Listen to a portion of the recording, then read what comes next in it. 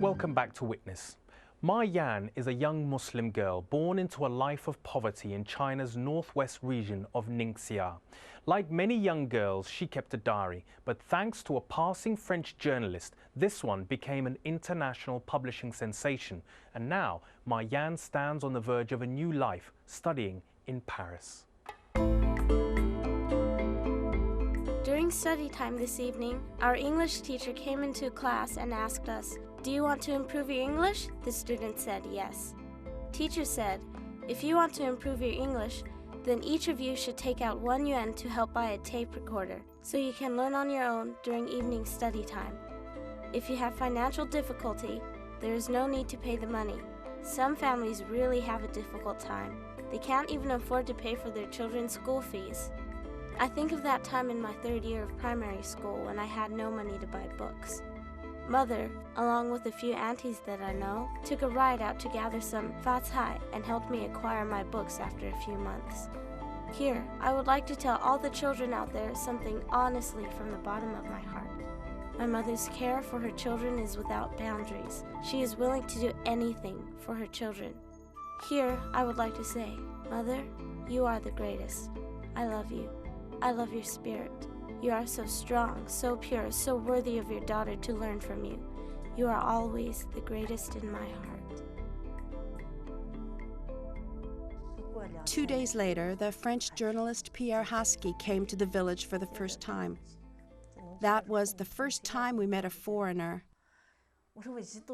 I was hungry and was very emotional when I heard that there were people from Beijing and their foreign friends in the village. Pierre's translator asked me how old my children were. I told her that Ma Yan was 13 and was finishing primary 5 that year. I had no way of letting her continue her education. She asked me to tell her what was in my heart. I said Ma Yan had 3 diaries. You can have a look at it. I went home and got them the diary. When they met me for the first time, they asked about my situation in school and at home and my parents' conditions. We talked for a while, then they listened to me sing. Then he told me, "From now on, I'll help you go to school and to go to university, or even further than that." Pierre Husky published excerpts of Ma Yan's diary in the French newspaper Libération, and soon the entire diary was translated into French. Readers were struck by the poignant words of a young girl who seemed to be struggling against all odds to simply go to school. During my first year of junior middle school, I got a lot of attention. Many reporters wanted to interview me at school and at home and at TV stations. Most of them asked me about my experience at school.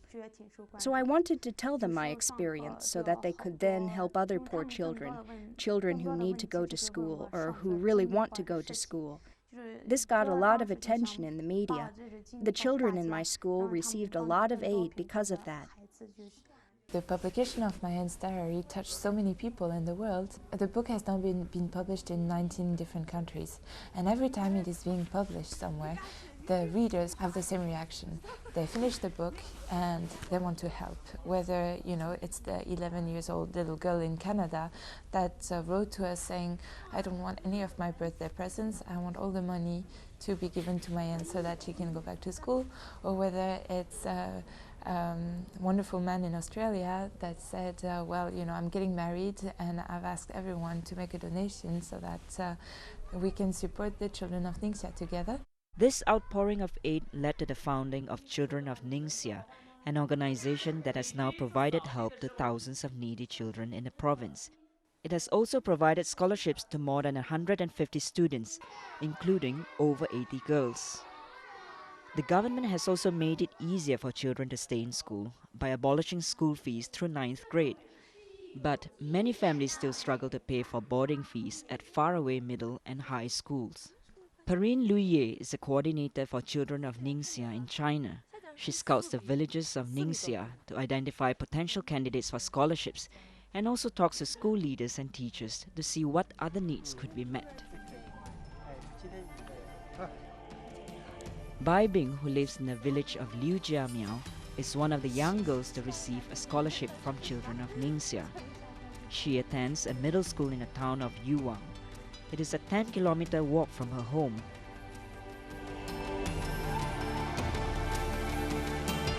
There are 3 children in our family, 2 sons and 1 daughter. My eldest brother is now in a high school in Wuzhong. Next year, he'll be taking the university entrance exam. I'll be very happy if he can get into a good university. However, to get into university, we'll need a lot of money. Our financial situation at home is pretty bad. Last time, our family couldn't even afford to pay for school fees for the 3 of us. In the end, we received assistance from Uncle Haskell and Perrine from Children of Ningxia. They helped me and my brother. The burden of my parents will be reduced by half.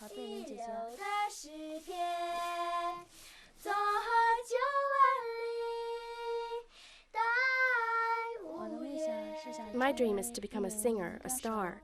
When my dream comes true, I'll help all children who love singing like me and those in poor financial conditions to realize their dreams.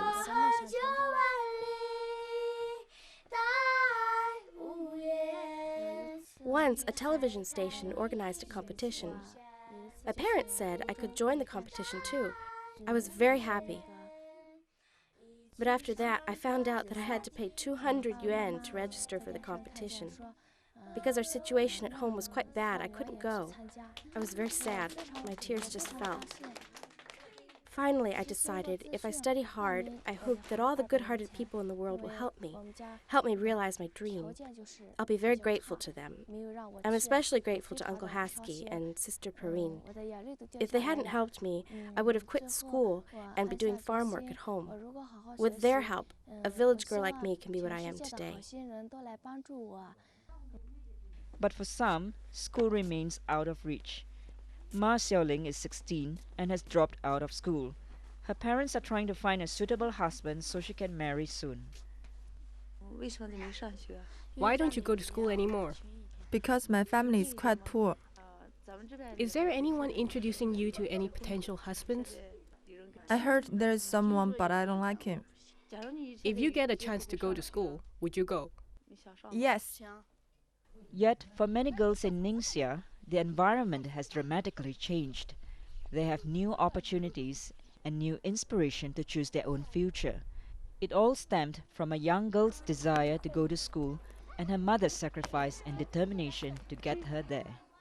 Her story, or Mayan's story, has proved to lots of little girls that first of all, studying was valuable. Her story has also showed to the parents that with studying you could have a better life and you could move to the city and you could provide for, even as a girl, you could provide for a better life for you and your family. I couldn't have imagined that she could go to senior middle school and then university and then go overseas to study.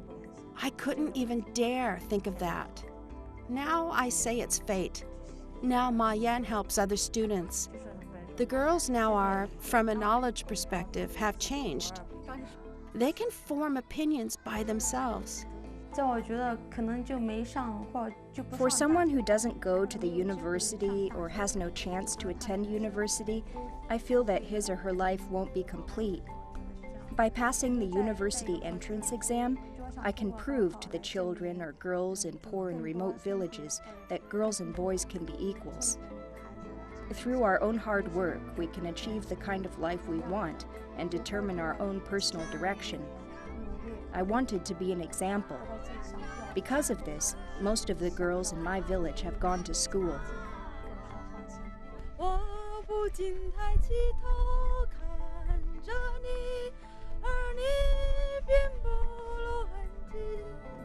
I hope that the children from remote places can slowly make their way out one by one, to strive towards their goals and develop themselves, and move forward in their lives. And there's a postscript to Ma Yan's story. She has written from Paris to say that she is very happy to be able to pursue her studies there. She's absolutely passionate about French as a language, about France, its culture, and its history. And that most of all, she is grateful because the story of her journey to France has changed not just her life, but those of many other children like her in Ningxia. Thank you for watching, and I hope you'll join me next time for Witness.